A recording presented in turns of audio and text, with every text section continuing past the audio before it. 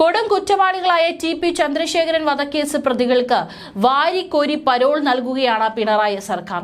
ഒന്നാം പിണറായി സർക്കാർ അധികാരമേറ്റതിനു ശേഷമുള്ള കണക്കുകൾ പരിശോധിച്ചാൽ ആരും വാ പൊളിക്കും. RMP നേതാവ് ടി.പി. ചന്ദ്രശേഖരനെ കൊലപ്പെടുത്തിയ കേസിലെ പ്രതികൾക്ക് പരോൾ അനുവദിച്ചത് 1000 ദിവസത്തിലേറെയാണ് എന്നതാണ് പുറത്തുവരുന്ന വിവരം. ഒന്ന് ആലോചിച്ച് നോക്കണം.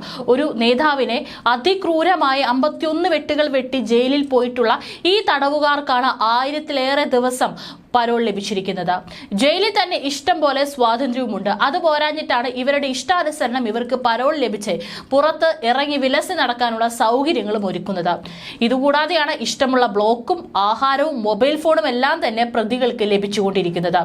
ഇതിനു പുറമെയാണ് യഥേഷ്ടം പരോൾ കിട്ടി പുറത്തിറങ്ങാൻ സാധിക്കുന്നത്. ഇങ്ങനെയാണെങ്കിൽ ഇവർക്ക് എന്തിനാണ് ശിക്ഷ വിധിക്കുന്നത്? ഇതിനും ഭേദം ഇവർ പുറത്തു കിടക്കുന്നതല്ലേ. കെ.സി. രാമചന്ദ്രനും ട്രൗസർ മനോജും സജിത്തും ജയിലിന് പുറത്ത് 1000 ദിവസത്തിലകം കഴിഞ്ഞതായിട്ടാണ് ഇപ്പോൾ റിപ്പോർട്ടുകൾ പുറത്തുവരുന്നത്. 6 പേർക്ക് 500-ലധികം ദിവസം പരോൾ ലഭിച്ചപ്പോൾ കേസിലെ മുഖ്യപ്രതിയായ കൊടി സുനിക്ക് 60 ദിവസം പരോൾ ലഭിച്ചു. സഭയിൽ തിരുവഞ്ചൂരിന്റെ ചോദ്യത്തിന് മുഖ്യമന്ത്രി നൽകിയ മറുപടിയിലാണ് ഒന്നാം പിണറായി സർക്കാർ അധികാരമേറ്റ ശേഷമുള്ള കണക്ക് പുറത്തുവന്നത്. പലപ്പോഴും ജയിലിൽ പ്രശ്നക്കാരായ ഇവരെ ജയിൽ മാറ്റിയാലും മറ്റിടങ്ങളിലും സർവ്വസ്വാതന്ത്ര്യം തന്നെയാണ്.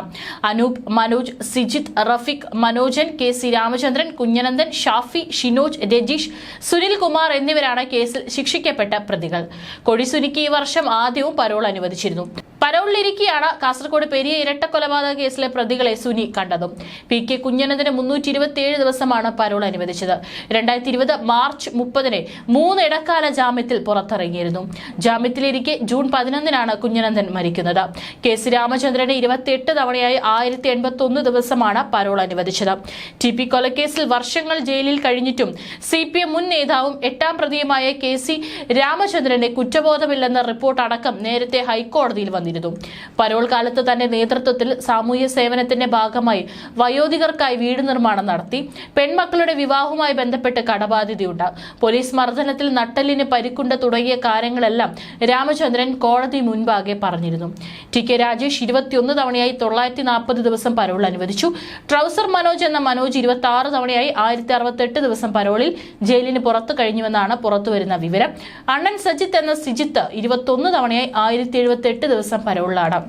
മുഹമ്മദ് ഷാഫി 15 തവണയായി 656 ദിവസം പരോളിൽ കഴിഞ്ഞു. ഇടയ്ക്കിടെ ജയിലിന് പുറത്തിറങ്ങുന്ന ഷാഫി വിവാഹവും കഴിച്ചിരുന്നു. ഷിനോജ് 17 തവണയായി 925 ദിവസം പരോളിൽ കഴിഞ്ഞു. ഇവരൊക്കെ 227 ദിവസം ജാമ്യം ലഭിച്ച് പുറത്തിറങ്ങുകയും ചെയ്തിരുന്നു. 24 തവണയായി 782 ദിവസമാണ് റഫീഖിന് പരോൾ ലഭിച്ചത്. കിർമാണി മനോജ് എന്ന മനോജ് കുമാറിനാകട്ടെ 19 തവണയായി 851 ദിവസം പരോളിൽ പുറത്തിറങ്ങി. കൊടി സുനി എന്ന സുനിൽ കുമാർ 3 തവണയായി 60 ദിവസം, MC അനൂപ് 15 തവണയായി 900 ദിവസം പരോളിൽ കഴിഞ്ഞു.